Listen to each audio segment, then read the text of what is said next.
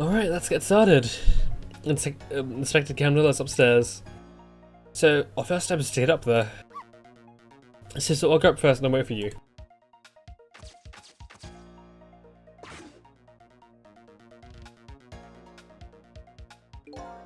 Okay, Lovey Dove, we need your help.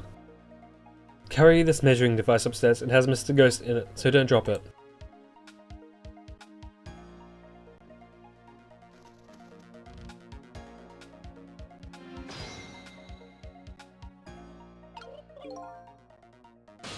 Surprisingly, they're still up there. Okay, fine. There you are, Cecil. Sorry for the wait, missile. From now, the inspector will be killed by a gun. Just jump in there and stop him from firing, would you? There you go again with that stuff. Besides, it doesn't make any sense. If you stop him from firing, he'll just kill you some other way. Wait a minute, that sounds familiar. Yep, same situation as mine. Your best bet this time around is to allow him to shoot and then save Campanella without him noticing. Phew, it's even worse than last time. Anywho, jump in there and do something. Okay, I'm ready to jump in, Cecil. Don't forget, whenever you want to choose my powers, just touch the missile option. Okay. Can we? Okay, we can reach over there.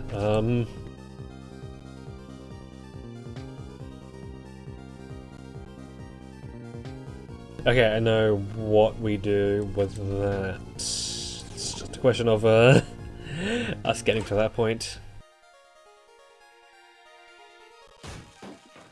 'Cause if I'm reading this right, we switch this hard hat with that knit hat, and then we switch that knit hat with the bullet. That bad Cecil will turn around. Do you have to call him that? But yeah, maybe this is our chance to try some ghost tricks. This is the only time he takes his eyes off me too. If you have something to do, do it now. Time to take the first steps towards saving the Spectre.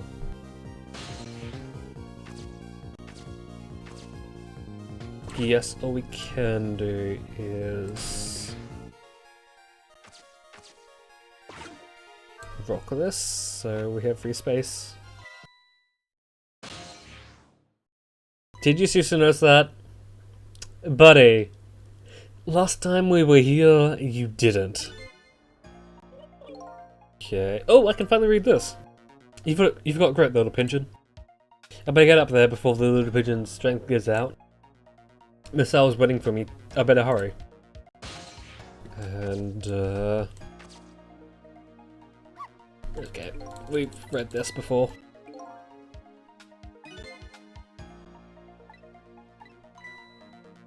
Okay.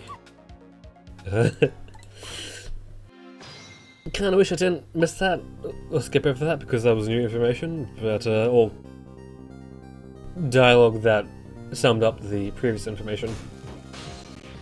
Okay.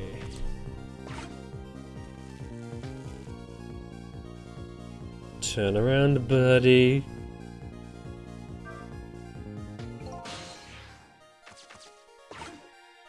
Yeah, check this. What was that? Okay,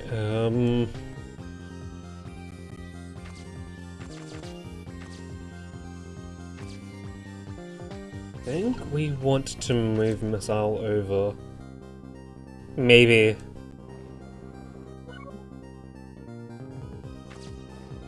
Fuck. I think he's got up there, maybe.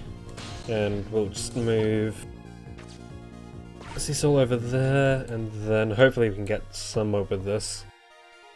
Maybe.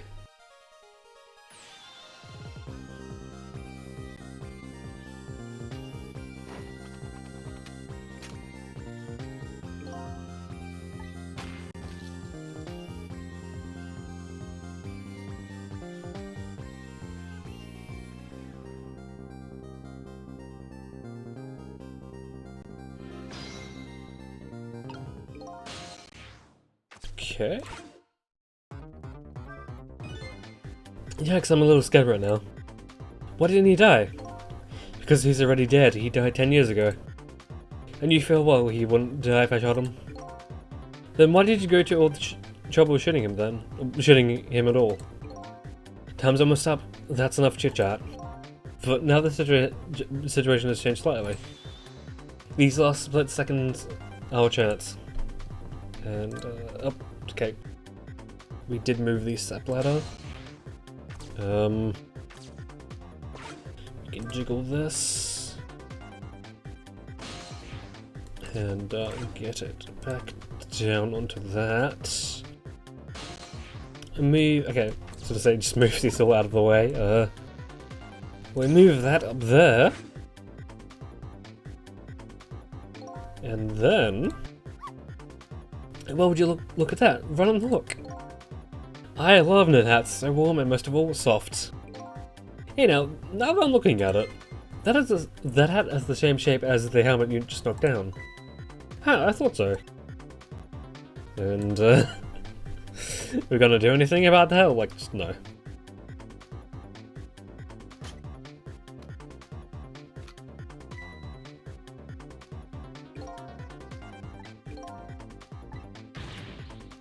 He's gonna shoot, it's too late. Again, I'm gonna get shot again. No, wait, our chance is coming up. The last split second, right? Leave it to me.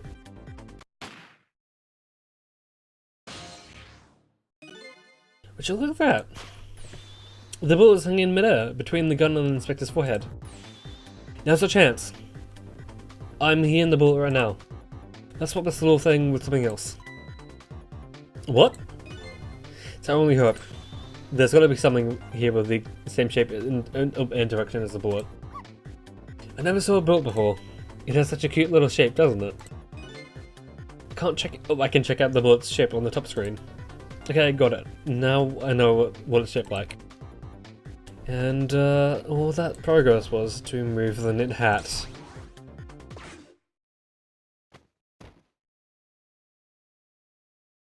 And what happened to the bullet? I wonder. I don't think he noticed. Looks like you pulled off another magic disappearing act. Now I say again, I love knit hats. So warm and most of all, soft. Did I do alright? You did a fine job, little one. You saved another life. And I'll keep doing it too. Over and over. When it's all just those 4 minutes, give me all the answers I've been looking for. All our research these past 10 years pales in comparison, right, Professor? So you two were working together. That's about the size of it, yeah. Who would believe a story about a manipulator? So we pursued it ourselves, or just the two of us? I'm quite a crazy character myself, after all. Okay, let's hurry back to our time. After you rescue Miss Camilla. You're right, Miss Al. And there's a certain guy we have to follow too.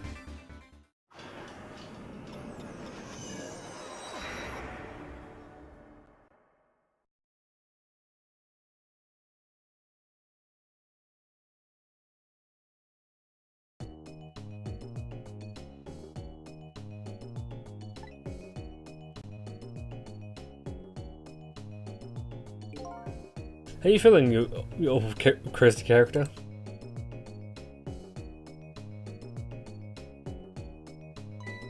Hey there, Prof. We're both alive, I see. Yeah, nothing like a baby. But I don't know if I'm getting old or what. I've got a few aches and pains here and there. Used to be a little thing like an explosion, wouldn't bother me. Yeah, like I'm going to believe that. So what, the guy in red is gone, eh? Just in case I posted special investigation units all around the building. Let's pray that the boys come through for us.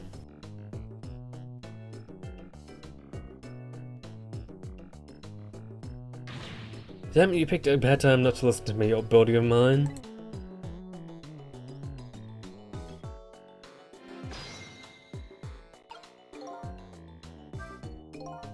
It looks like both of their deaths were erased.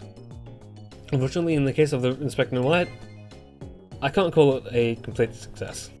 But in any case, these two have the information I need to start tracking the manipulator. I better talk to them. And do that we shall. Let's talk to the bitten man first. Mr. Superintendent, do you mind if I talk to you for a minute? I haven't always been a junkyard and superintendent, you know. I should be part of the police. The police, eh? Not as a detective, but as a medical examiner. I investigated victim's cause of death. 10 years ago, I was asked to autopsy a strange corpse. Hit by a meteorite fragment and died instantly. That's what the police report said.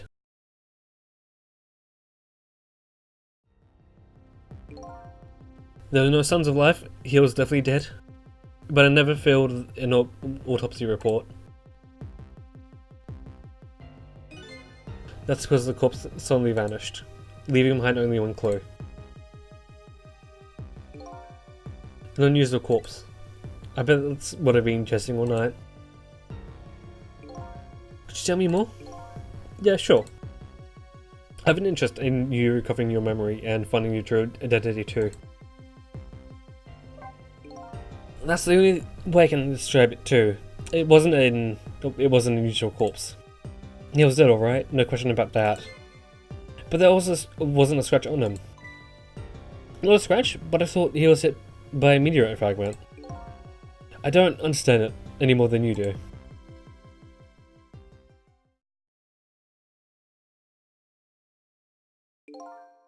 I was completely bewildered, but when I tried to autopsy him, I was even more puzzled. I couldn't perform the autopsy. You couldn't? What do you mean? The scalpel went in, but I couldn't cut. As soon as I tried to make an incision, it would heal up in the very next instant. That's how it went, and no scouring or blood either.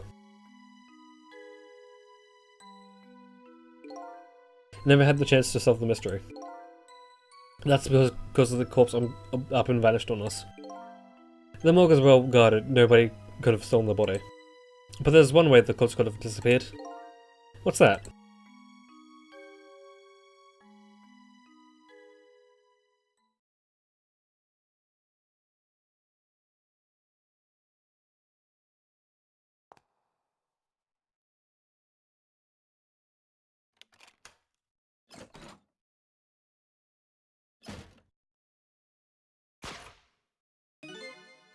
He got up, opened the door, and worked out on its own.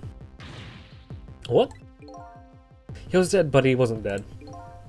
Sure, we saw it with our own eyes tonight. Not even that explosion could kill him. He didn't even feel it when he slammed his fist on that stove. The corpse left behind some data from testing I did. Got some readings for some kind of radiation coming off that body. Radiation? I used all kinds of instruments, but I couldn't determine exactly what kind of radiation it was. Some undiscovered type from a world unknown. Wait a minute, could it be? That's right, it was coming from that meteorite fragment.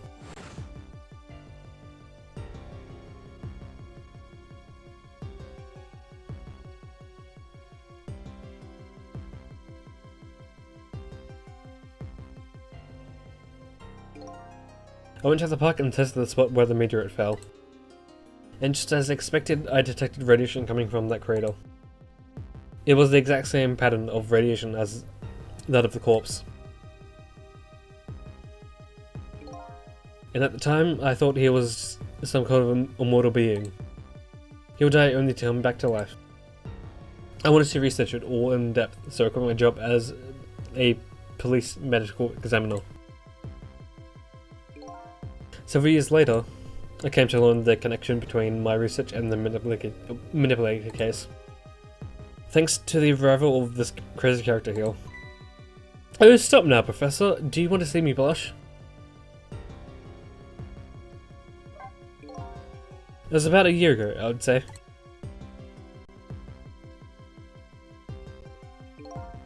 Smittamac came dancing into my research lab here.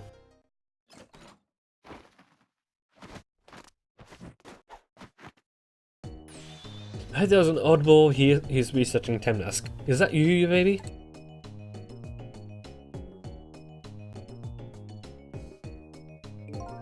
Who are you to be calling anybody an oddball? I was investigating the manipulated case then. And I heard there was a man who quit the police force to study the meteorite. And I heard that it was like a meteorite had struck me in the head. At the time we were just starting to get leads on this manipulator. We didn't know who he was yet, but we knew he was communicating with a certain foreign country. In one of those communications we heard the manipulator say this: "The source of my power is not of this world." That's when I put two and two together, baby. The manipulated case and Temnask were somehow connected. Which also explained how 5 years ago he used his powers to manipulate a birthday surprise a little girl made for her mother. He added that gun to the contraption most likely by controlling Camilla. Talked to the professor and let's talk to Cabanella. If I knew things were going to end up like this, I would have tried to die in that explosion, baby. That wreck could have been dancing after Big Red by now. I might be able to erase deaths, but it's true I can't do much about injuries. But really, you shouldn't talk that way. Yeah, sorry, I suppose you're right. I just hate feeling so helpless. He was right there within my grasp. All our plans were resting on tonight, and then this had to happen. Guess he's thinking about his spotless record. It's not too late, Inspector. We still have a chance. Maybe I can catch him. Say, you're right, that's not a bad idea. I'll cooperate with you fully. You can fire away with any questions you like, Mr. Ghost. The guy mentioned revenge. Revenge against the people who sold his life away 10 years ago. He's a fool. He's the one who made the decision to take that little girl hostage, and he ran up dead. He only has himself to blame. But what about when he said this?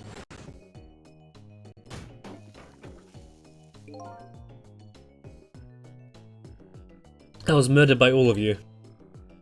Detective Jout, who forced me into a corner, Lynn, the girl who was playing in the park, and finally you, Inspector Cabanella. If you hadn't done what you did, I would never have put a gun at that kid.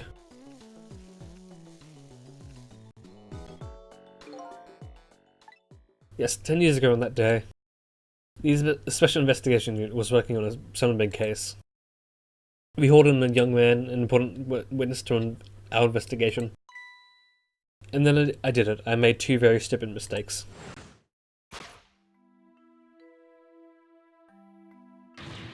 Detective, I'm telling you, I didn't know anything about it.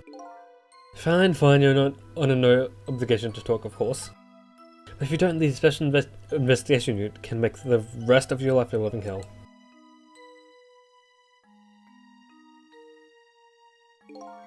But I just been assigned to the Special Investigation Unit, you see. They didn't share much info on big cases with a newbie like me yet, and I wanted to impress them. It was only supposed to be a simple matter of taking his statement. But I was too green. I pushed him too hard, I drove him into a corner and made him lose all hope. That was my first mistake. And then I made another mistake on top of that.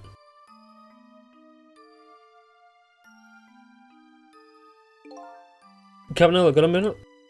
The chief wants to see you about your report. Gotta be right there. Stay right there and be a good boy now. That's when I did it. I left it behind in the interrogation room. My gun. How could you? He's my gun to escape. What he said is true. If I hadn't made that mistake, he would have never had a gun to point at Lynn in the first place. We first found out about the manipulated existence during a sudden overseas communication. Overseas communication? For national security purposes, this country keeps tabs on the communications networks. This particular communication was about making a deal with a certain foreign country. He said he wanted to buy them to buy him and his pals. That's how we first heard about him. Of course, we didn't know what he looked like at the time. And in order to prove these pals of his, he gave them 2 predictions. He foresaw 2 completely preposterous, impossible cases. The case of a man who would sing national secrets during a live rock concert broadcast, and the case of a man who would take the chief commissioner hostage in his own office. There's 2 inmates at the special prison, eh? We kept tabs on their communications and launched an investigation. And then finally we pinpointed where they were going to meet tonight and staked it out. That restaurant, the Chicken Kitchen. They're manipulating plans on leaving this country tonight, on a submarine that belongs to the other country in this deal. A submarine. But we haven't been able to find where it's going to surface. It's terrifying to think what would happen if this powers were to fall into their hands. Right, highly unlikely they'll use them for peaceful purposes. And now they have that little girl as a hostage. Camilla. We have to stop him before he leaves his country. This spotless record of yours, is it really that important to you? Of course, baby. In some ways, it's more important to me than my own life. Than your life, eh? After all, it's because of my record that I'm able to get my hands on all intel as head of the Special Investigation Unit, and because of my position. I get to direct all aspects of the investigation into the manipulated case. The manipulated case, that's why you cared so much about your... That's why you cared about your record so much? Of course. Why else, baby? I just could never believe it, man. Jihad shitting Elmo? I don't care about that he confessed. There was definitely something more to the story, some secret. I did everything I could to climb the ladder, everything in my power. And then I finally found the answer. It took 5 long years though. The manipulator is going to prove that Jihad is innocent. With incredible determination.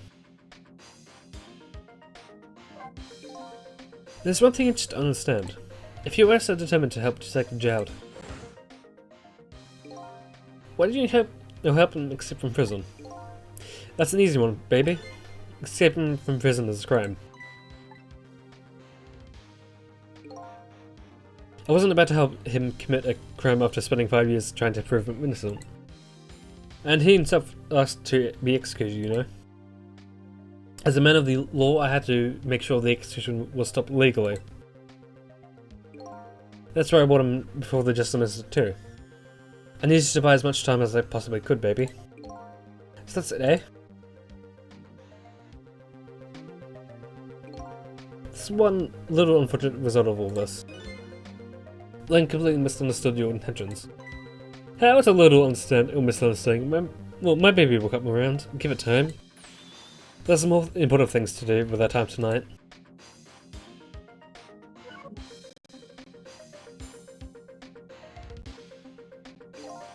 So that contraption in the basement there, over here, you did that to try and help Detective Jihad. That's right. Jihad and I worked together back when I was in the first. I used the reports of his case to try and recreate the device. But there's just one part of it that I couldn't reproduce, no matter how hard I tried. Helmet told Jihad it did something it shouldn't have, made an impossible move.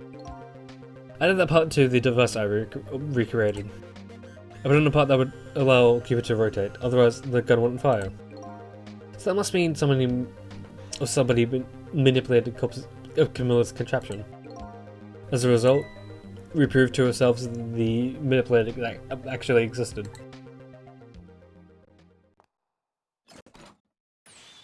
It's actually happening now.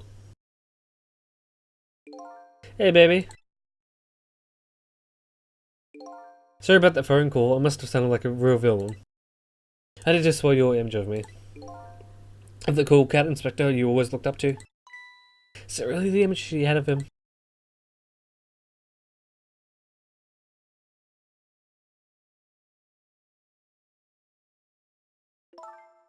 Yeah, well, I'm so sorry. I just heard you were chasing after that man all this time to try and help Detective out. This Manipulator is such a dangerous character. I was hoping you didn't have to be involved. So that's why you had me arrested, son, is it? Like I always say, if someone is in the way, just throw them in the slammer. Yikes. Tonight, I really thought we finally had him. But he gave out on me right at the critical moment. It's like a cruel joke. But a joke is a joke, you may as well laugh. Dowd? They missed a call off the execution order. And while I was at it, he let Detective Dowd go free until tomorrow morning too. That's a pretty extreme while he's at it.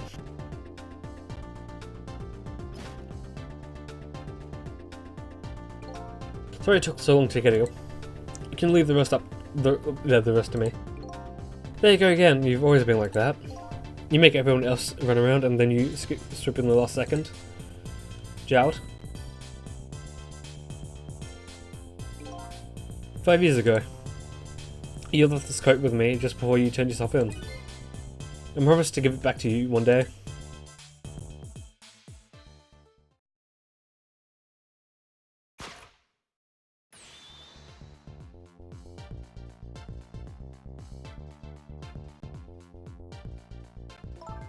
I've been waiting so long, Detective Jout.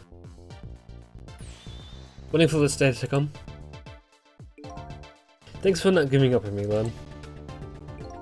Okay, I'm off then. Good luck, my old friend.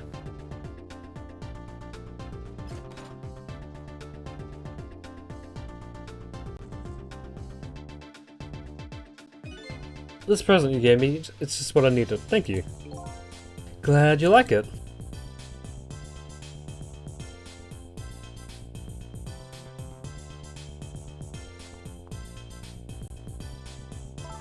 So are you there? Yeah, I'm here. You have to go find that man. I need your help. Will you do this with me? Sure, but how? We don't know where the submarine is, and the phone line doesn't work. They use communication cables to make their calls. We'll get you hooked up somewhere. You'll see. Could you wait here until we do, please? Okay, fine. I'm counting on you. This true self you're looking for. I bet you'll find it soon. Right, I'm leaving, expecting Camnell.